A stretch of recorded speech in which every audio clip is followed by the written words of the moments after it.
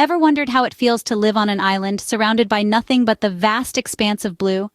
Imagine a place where the rhythm of the waves sets the tempo of your day, where time seems to slow down, and where every sunset paints a new masterpiece in the sky. Welcome to the world of island life, a world of charm and allure. Today, we're focusing on a special gem in this world, St. Croix. Well, today we're taking you on a virtual tour of St. Croix, the largest of the U.S. Virgin Islands. St. Croix wasn't always the paradise we know today. So, where did it all start? Well, let's rewind the clock back a few centuries, shall we? Picture a time when the island wasn't filled with charming pastel houses and bustling markets, but instead with the harmonious life of the Arawak and Carib people. These indigenous tribes were the original settlers of St. Croix, bringing with them a rich culture and deep-rooted traditions. They lived a simple yet fulfilling life, fishing in the azure waters and farming the fertile lands. Enter Christopher Columbus, the famous Italian explorer, sailing under the Spanish flag. The year was 1493, and Columbus was on his second voyage to the New World. He christened the island Santa Cruz, but little did he know that this beautiful island would become a hotbed of colonial rivalry. Following the Spanish, the Dutch were the next to lay claim to St. Croix. Their influence can still be seen today in the island's architecture and the locals' love for hearty stews, a staple in Dutch cuisine. But the Dutch reign was short-lived, and soon the English colonizers set their sights on this Caribbean gem. The English brought with them a new language and a different way of life. They built plantations and introduced new crops to the island. But as we all know, power is a fickle mistress. The English rule was not to last, and the island changed hands yet again. Throughout its history, St. Croix has been a melting pot of cultures, each leaving its indelible mark. The island's past is a patchwork quilt stitched together by the threads of Arawak traditions, Spanish explorations, Dutch commerce, and English colonialism. Despite the struggles and strife, St. Croix has endured, always managing to rise from the ashes, stronger and more vibrant. Its history is not just a tale of survival, but a testimony to the resilience and spirit of its people. Despite its tumultuous history, St. Croix has always been a coveted gem in the Caribbean. Sugar, spice, and everything nice. But did you know that sugar cane was once the lifeblood of St. Croix? Yes, my friends, the story of St. Croix is incomplete without a trip down the memory lane of the sugar era. The 18th and 19th centuries were a time of transformation for this beautiful island. St. Croix was no longer just a dot on the map. It became a key player in the sugar trade. The island's fertile soil and favorable climate made it an ideal location for sugarcane cultivation. And so the sugar era began. During this period, the landscape of St. Croix was dotted with the construction of sugar mills and plantations. The sweet scent of sugarcane filled the air, and the island buzzed with activity. The sugar mills were majestic structures, towering over the lush green fields. It was a sight to behold, a testament to the island's prosperity. But beneath this sweet exterior was a bitter truth. The sugar era was also a time of slavery. The sugar mills and plantations were built on the backs of enslaved people, brought to the island against their will. Their blood, sweat, and tears seeped into the soil, becoming as much a part of St. Croix as the sugarcane itself. The impact of slavery on the island was profound. It left deep scars, still visible today, but it also gave rise to a resilient and vibrant culture. The people of St. Croix, descendants of both the enslaved and the free, are a testament to the island's complex history. They carry the legacy of the sugar era within them, shaping the cultural landscape of St. Croix. The sugar era was a time of paradoxes. It brought prosperity and pain, growth and suffering. It forever changed the face of St. Croix, leaving an indelible mark on its history. Today, the sugar mills and plantations stand as silent witnesses to this era, reminders of the island's bittersweet past. The sugar era left an indelible mark on St. Croix, shaping its economy and cultural landscape. So, as you walk through the sugar mills or explore the plantations, remember the story they tell, a story of sugar, spice, and everything not always so nice. Fast forward to the 20th century, and St. Croix enters a new chapter under American rule. In the early days of the 20th century, the United States saw strategic value in the Danish West Indies and decided to make a purchase.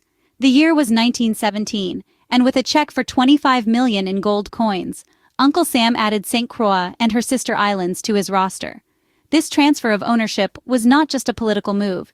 It was a catalyst for change, setting the stage for a transformation that would shape St. Croix's identity in the years to come.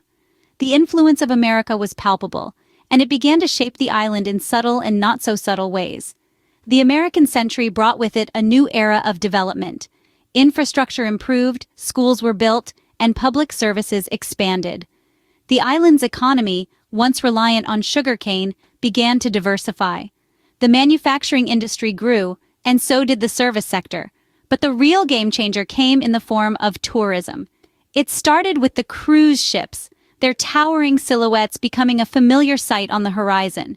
They brought with them a tide of visitors, eager to experience the island's unique blend of Caribbean charm and American ease. The beautiful beaches, the vibrant culture, the rich history. It was a tourist's dream, and St. Croix delivered. Hotels sprang up, restaurants opened their doors, and the island began to buzz with a new kind of energy. Tourism became the lifeblood of the economy, reshaping the island's landscape and the lives of its people. And so, St. Croix embraced its new identity. The island that was once a sugarcane powerhouse became a tourist haven, a place where visitors could soak up the sun, dive into crystal-clear waters, and let the rhythm of the reggae music wash over them. Here, under the watchful gaze of the Stars and Stripes, St. Croix found its place in the modern world.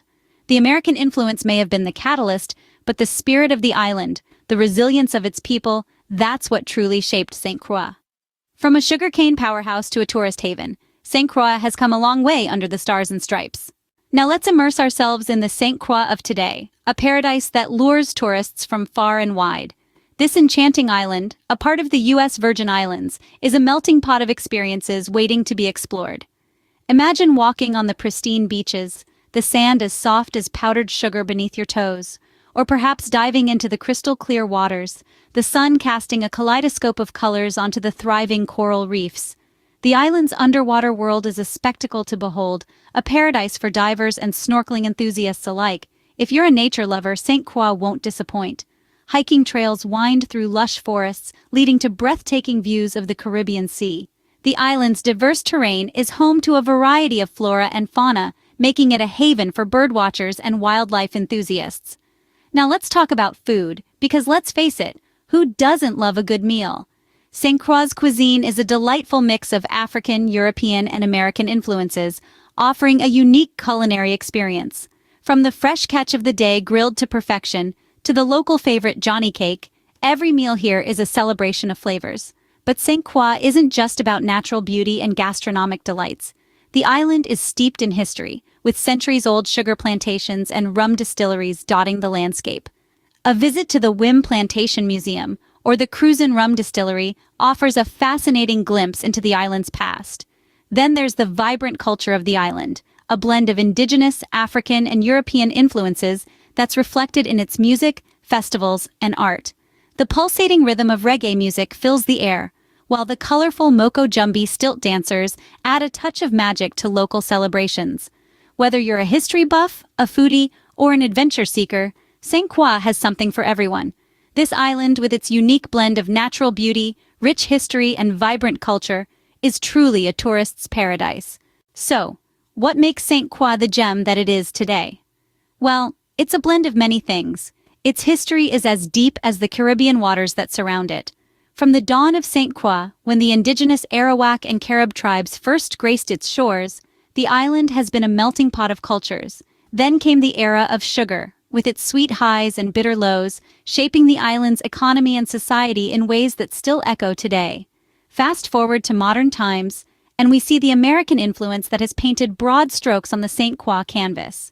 It brought a new wave of development, culture, and opportunities, making the island a dynamic place that continues to evolve. But St. Croix is not just about its past, it's also a tourist paradise, offering everything from sun-kissed beaches to vibrant local festivals, from lush botanical gardens to historical landmarks. And let's not forget the mouth-watering local cuisine. So whether you're a history buff, a beach bum, a foodie, or just someone who loves a good time, St. Croix has something for you. It's an island that has navigated the currents of time and change with grace and resilience. St. Croix, with its rich history and vibrant culture, truly is a testament to the resilience and beauty of island life.